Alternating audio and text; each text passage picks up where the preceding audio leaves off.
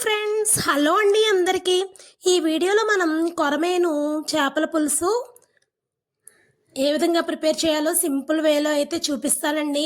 ఈ పులుసు అయితే పాతకాలపు పద్ధతిలో మన అమ్మ వాళ్ళు అమ్మమ్మ వాళ్ళు ఏ విధంగా అయితే కలిపిపెట్టి అయితే పులుసు ప్రిపేర్ చేసేవాళ్ళో అదే విధంగా అయితే నేను ఈ వీడియోలో అయితే చూపిస్తాను ఫ్రెండ్స్. ఇక్కడ ఫ్రెష్ చేపలు అయితే మాకు ఇక్కడ ఆంధ్రాలో ఫ్రెష్గా చేపలు అయితే దొరుకుతాయండి. అవి ఇక్కడ కొరమేను చేపల పిల్లలైతే ఒక త్రీ చిన్న చిన్న ఫిషెస్ అయితే నేనైతే కర్రీ ప్రిపేర్ చేసుకుంటున్నానండి. ముందుగా అయితే ఈ పులుసు అయితే ఈ కన్సిస్టెన్సీలో ఉండే విధంగా ఏ విధంగా ప్రిపేర్ చేయాలో చూపిస్తాను ఫ్రెండ్స్.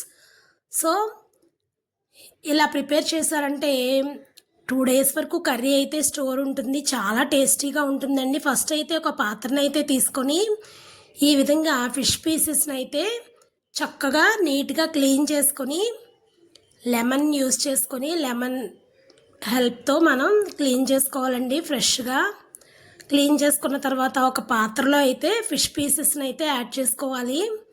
ఫిష్ పీసెస్ని యాడ్ చేసుకున్న తర్వాత ఇప్పుడు మనం ఆనియన్స్ని చిల్లీస్ని కట్ చేసుకొని రెడీగా పెట్టుకోవాలి. ఒక 1/2 కిలో ఆనియన్స్ వరకు ఇక్కడ నేను వేస్తున్నానండి. ఈ విధంగా కట్ చేసుకొని పచ్చిమిర్చిని కూడా ఒక 3, 4, 5 పచ్చిమిర్చిని అయితే యాడ్ చేసుకోవాలి. బారుగా కట్ చేసుకొని యాడ్ చేసుకోవాలి. ఒక చిన్న టొమాటోని అయితే యాడ్ చేస్తున్నానండి. టొమాటో యాడ్ చేయకపోయినా పర్లేదు. సో టొమాటోని కూడా యాడ్ చేసుకున్న తర్వాత ఇక్కడ ఫ్రెష్గా దంచి పెట్టుకున్నటువంటి అల్లం వెల్లుల్లి పేస్ట్ని అయితే నేను యాడ్ చేసుకుంటున్నాను. ఈ అల్లం వెల్లుల్లి పేస్ట్ని కూడా యాడ్ చేసిన తర్వాత మనం చిటికెడు పసుపుని కూడా యాడ్ చేసుకోవాలి.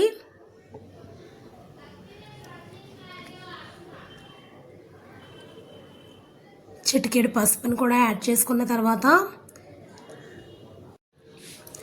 ఈ విధంగా చేపల పులుసు కనుక కలిపి పెట్టుకున్నట్లయితే టేస్ట్ అనేది చాలా బాగుంటుందండి. జనరల్గా ఎప్పుడు వండే చికెన్ మటన్ కర్రీలా కాకుండా ఫిష్ పులుసుని అయితే ఈ విధంగా పెట్టుకోండి ఫ్రెండ్స్. ఇక్కడ రుచికి సరిపడినంత కారాన్ని అయితే నేను యాడ్ చేస్తున్నానండి. నాన్ వెజ్ కర్రీస్లో కారం అనేది ఎక్కువగానే పడుతుంది. ఇక్కడ మనం చింతపండు పులుసును కూడా యాడ్ చేస్తాం కాబట్టి బ్యాలెన్స్ చేసుకోవడానికి కారాన్ని కూడా అడ్జస్ట్ చేసుకొని కారం ఎక్కువ తినేవాళ్ళు అయితే 4 స్పూన్స్ వరకు నేను ఇక్కడ కారం యాడ్ చేసుకున్నానండి. సో కారం యాడ్ చేసుకున్న తర్వాత మొత్తం అంతా కూడా మనం ఒకసారి కలిపేసుకోవాలి. ఇక్కడ ఆయిల్ కూడా ఇందులోనే యాడ్ చేసేసుకోవాలి. నేను ఇక్కడ ఒక 6 స్పూన్స్ వరకు నేను చూపిస్తున్న స్పూన్తో అయితే ఆయిల్ని అయితే యాడ్ చేసుకుంటున్నానండి. ఈ ఆయిల్ యాడ్ చేసుకున్న తర్వాత మొత్తం చేప ముక్కలకి అంతా పట్టే విధంగా కారం పట్టే విధంగా ఒకసారి అయితే కలిపేసుకోవాలండి. సో ఈ విధంగా మనం అన్నీ యాడ్ చేసుకున్న తర్వాత ఈ విధంగా అయితే కలిపేసుకోవాలి. చేప ముక్కలకి కారం అంతా కూడా చక్కగా పట్టే విధంగా కలుపుకోవాలండి. ఈ విధంగా కలుపుకున్న తర్వాత మనం ఒక పెద్ద లెమన్ సైజు చింతపండు అయితే మనం ముందుగానే నానబెట్టుకొని రెడీగా ఉంచుకోవాలండి. ఈ విధంగా చేప ముక్కలన్నిటికీ కూడా ఆయిల్ అదేవిధంగా పసుపు కారం ఇవన్నీ పట్టే విధంగా ఒకసారి అయితే కలిపేసుకోవాలి. ఇక్కడ నేను చూపిస్తున్నట్లుగా చింతపండుని ముందుగానే నానబెట్టుకుంటే చక్కగా చింతపండు గుజ్జు అనేది మనం రెడీ చేసుకోవచ్చు.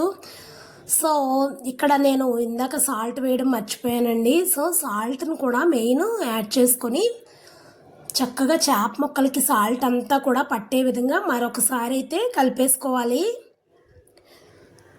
సాల్ట్ వేసిన తర్వాత చక్కగా మనం చింతపండు పులుసుని అయితే యాడ్ చేసేసుకోవడమేనండి.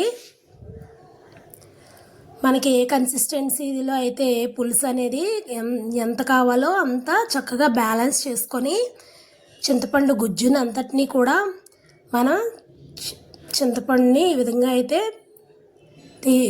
రసాన్ని అయితే వేరేగా కలెక్ట్ చేసుకొని ఇప్పుడు కలిపి పెట్టుకున్న చేప ముక్కలకైతే ఈ పులుసుని అయితే యాడ్ చేసుకోవాలండి. సో ఈ విధంగా యాడ్ చేసుకున్న తర్వాత మనం చక్కగా సన్నగా తరిగి పెట్టుకున్నటువంటి ఒక చిన్న కొత్తిమీర కట్టనైతే చక్కగా ఇప్పుడే ఈ పులుసుకైతే యాడ్ చేసుకోవాలండి. ఇలా కొత్తిమీరను కూడా యాడ్ చేసుకున్న తర్వాత స్టవ్ పై పెట్టి మరిగించుకోవాలి. ఈ పులుసుని ఒక మీడియం ఫ్లేమ్లో పెట్టుకొని ఒక 15 మినిట్స్ వరకు మగ్గించినట్లయితే పులుసు చక్కగా మరిగిపోతుందండి. ఆ విధంగా మరుగుతూ ఉండగా మనం ధనియాలు, యాలకులు, అదేవిధంగా వెల్లుల్లి, మెంతులు ఇవన్నీ కూడా దంచి పెట్టుకున్నటువంటి చేపల మసాలా పౌడర్ని అయితే యాడ్ చేసుకోవాలండి. అంతేనండి, సింపుల్ వేలో కొరమైన చేపల పులుసుని అయితే ఈ విధంగా ప్రిపేర్ చేసుకోవచ్చు.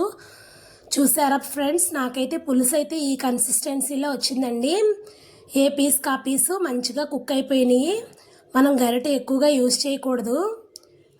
చక్క క్లాత్ హెల్ప్తో అయితే మనం ఫిష్ కర్రీని అయితే తిప్పుకోవాలండి.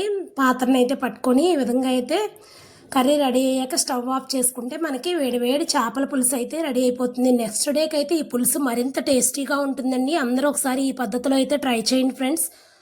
అదేవిధంగా వీడియో నచ్చినట్లయితే ప్రతి ఒక్కరికి కూడా మీ ఫ్రెండ్స్కి, ఫ్యామిలీ మెంబర్స్కి వీడియోని అయితే షేర్ చేసి, నా వీడియోని అయితే లైక్ చేసి, నా ఛానల్ అయితే తప్పకుండా సబ్స్క్రైబ్ చేసుకోండి ఫ్రెండ్స్.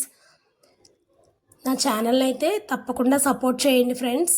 సో ఈ విధంగా ఆంధ్ర స్టైల్లో అయితే కొరమైన చేపల పులుసుని అయితే ప్రిపేర్ చేసుకోండి friends. Thank you for watching my video అండి. Thank you. వీడియోని లైక్ చేసి, కామెంట్ చేసి, షేర్ చేసి, సబ్స్క్రైబ్ చేసుకోండి.